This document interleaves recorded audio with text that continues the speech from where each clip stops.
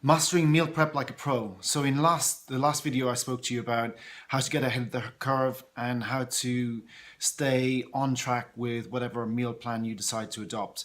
And one of the ways to do that is to preparing meals in advance. It's not actually rocket science, is it? But some quick wins as far as that goes. You need to maybe look at things, break it down into 5 steps. So look at the week ahead, decide when you're actually going to be at home. Are you going to be working late? Are you out for dinner, etc.? So you can then, that's step number 1. So step 2 is to plan your menu. What are you going to have? What days of the week are you going to have it? Number 3, go out and buy the ingredients for that food. And number 4 is to cook the food for the week. And 5, store it away until you need it. Okay, so some quick wins that you can have with slow cooking grains and breakfasts and beans. So grains and beans, you can leave them to soak in, I don't know, 4 parts of water, I think it is for beans. For grains, whatever amount of water you need to soak them. Discard the water the next day and put some fresh water in and boil up 15 to 60 minutes. Your grains are done. Maybe the same for beans. For oatmeal, you could have a mixture in a jar with oatmeal, maybe some barley flakes or some other types of grains in there as well.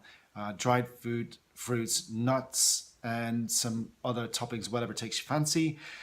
Mix it up with milk or coconut yogurt or Greek yogurt, whatever you want, and store it in the fridge ready to have the next morning, either cold or it will cook up nice and quickly as it's now sort of tenderized, having been stored overnight. Okay, then in the morning, your routine, you can wrap your morning routine around food prep. So whilst you're watching TV, watching the news or whatever, you can be prepping your lunch or getting the last bits and pieces together for your food prep from the night before. Put it on the calendar so that you don't forget, and maybe to cook the food in bulk so that you don't have, it's as easy to slice 3 or 4 carrots as it is one. Same with making eggs or whatever, making eggs for breakfast. You can cook up, you can mix up more than you need just for that particular meal. Another quick win, maybe the 2 for 1. So as I was just speaking about eggs, you're making eggs for breakfast. You could leave the eggs covered appropriately in the fridge and have them later on that week for, I don't know, an omelette or something else.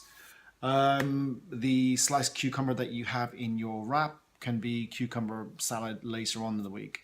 Okay, so you get the general idea. Prepping in advance is going to, 1, save you time, and 2, help you become more consistent. The more consistently you could eat correctly or eat well, the more chance you have of making any diet plan work, any eating plan work for you properly.